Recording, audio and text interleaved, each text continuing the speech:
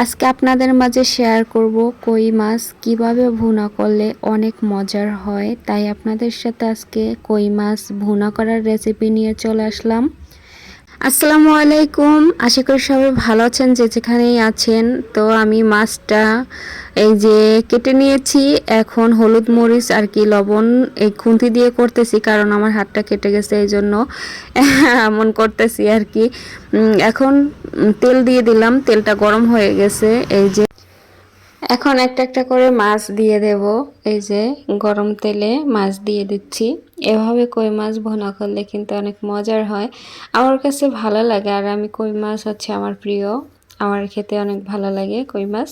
আমার মতো কে কে আছেন কই মাছ পছন্দ করেন? তো মাছ দিয়ে দিলাম। এই যে দেখেন কালারটা কিন্তু অসাধারণ লাগতেছে, তাই না?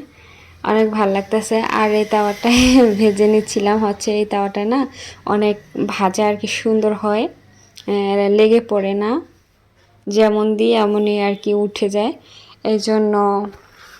আর অন্য তাওয়ায় হচ্ছে তেল রাখা হয় না, এই জন্য লেগে যাওয়ার সম্ভাবনা থাকে আর মাছটা ভেঙে যায়। এই জন্য আমি এই তাওয়াটা আর কি ভেজে নিই। এই তাওয়াটায় হচ্ছে সবসময় তেল রাখি, তো এই জন্য মাছ উল্টে যায় সহজেই।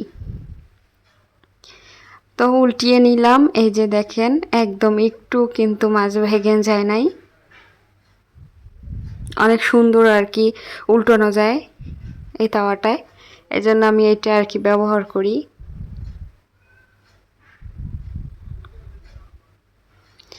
আর এই যে আলু আলু আমি ভেজে নিচ্ছি, এই কয় পিস আর কি কই মাছের ভিতরে অ্যাড করব, এই জন্য আলু কেটে ওইটাও আমি তেলে আর কি ভেজে নিচ্ছিলাম। এরকম ভেজে নিলে কিন্তু খেতে ভালো লাগে, আর আলুর হচ্ছে ঘ্রাণটা থাকে না, আলুর যে একটা ঘ্রাণ থাকে না ওইটা থাকে না এভাবে যদি ভেজে নেয়, তো অন্যরকম একটা স্বাদ হয়। তো মশলাটা আমি কষিয়ে নিচ্ছিলাম। এখানে অ্যাড করা হয়েছে পেঁয়াজ, রসুন, জিরা বাটা, আদা বাটা, এইগুলো হচ্ছে আমি দিয়েছি। কিছুক্ষণ হলুদের ভিতরে কষিয়ে নেওয়ার পরে এখন আমি মরিচ অ্যাড করলাম। মরিচ দেওয়ার পরে আমি কিছুক্ষণ কষিয়ে নেব, কারণ যেহেতু মশলা দিলে কিন্তু একটা অন্যরকম একটা স্মেল আসে, তো ওটা যেন না আসে ফ্লেভারটা, এই জন্য আমি কি করব, ভালোভাবে কষিয়ে নেব। কষাতে কষাতে কিন্তু তেলটা উপরে চলে আসছে দেখেন, আর মশলাটা কিন্তু নিচে পড়ে আছে। তো এভাবে যদি যত কষাবো ততই কিন্তু তরকারিটা অনেক স্বাদ হবে এবং মজার হবে খেতে আর কি। এখন কিছুক্ষণ কষানোর পরে আমি আলুটা দিয়ে দিচ্ছি, ওই যে ভেজে রাখছিলাম আলুটা, ভাজা আলু দিয়ে দিলাম।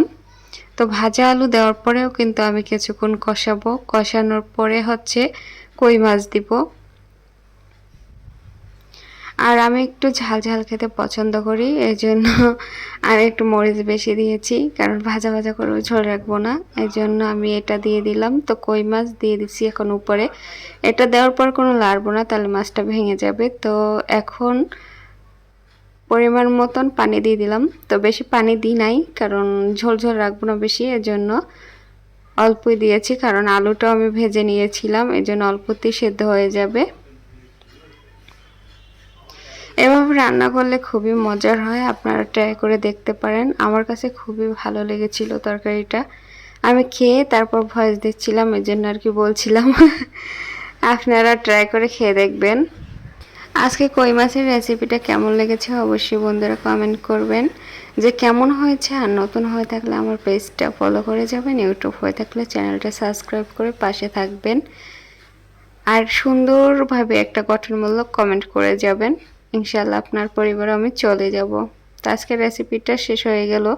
এখন পরন্ত বিকেলবেলা চলে আসলাম ছাদে। দেখেন মেহেন্দি গাছ, এইটুক মেহেন্দি গাছ থেকে মানুষ সব পাতা নিয়ে গেছে। কখন নিয়ে গেছে তা আমি দেখি নাই, তো নিয়ে গেছে এই যে সব পাতাগুলো, হয়তো বেটে মাথায় দিবে বা কিছু করবে, এই জন্য নিয়ে গেছে। আর অ্যালোভেরাগুলো আছে, ওই যে অনেক গাছ মারাও গেছে, এই যে রোদ্রের তাপ ছিল অনেক কতদিন আগে, এই যে সব গাছগুলো মারা গেছে। এই তো অনেক ফুল গাছ ছিল, সবগুলোর অবস্থা টাইট হয়ে গেছে। তো যাই হোক, পরন্তু বিকেলবেলা ছাদে এসে আপনাদের সাথে একটু কিছু মুহূর্ত শেয়ার করলাম। আকাশটা কিন্তু দেখতে মাশাআল্লাহ খুব ভালো লাগতেছে। হালকা হালকা একটু মেঘও আছে। 2 দিন ধরে তো বৃষ্টি হচ্ছে। আর ফুল গাছটাই বন্যায় পড়ে গিয়েছিল, এখন তারপরও মারা যায়নি, এখনো বেঁচে আছে। অনেক ফুল ধরেছে ফুল গাছটায়, সুন্দরই দেখা যাচ্ছে, তাই না? আমার কাছে ভালো লাগতেছে, আপনাদের কাছে কেমন লাগে তা জানি না। তো যাই হোক, আজকের মতো এই পর্যন্তই। আর আমার ভিডিও যদি ভালো লেগে থাকে অবশ্যই আমার পাশে থাকবেন। ইনশাল্লাহ আমিও আপনাদের পাশে থাকবো। এরকমই সবাই সবাইকে সাপোর্ট করা দরকার, নাইলে আমরা কেউ আগাতে পারবো না।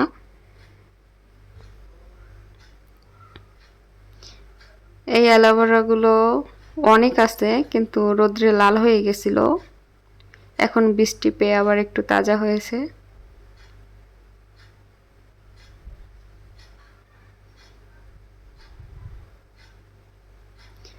আজকের মতো বিদায় নিচ্ছি। ভালো থাকবেন সবাই, সুস্থ থাকবেন, আমার জন্য দোয়া করবেন, আমি আপনাদের জন্য দোয়া করি।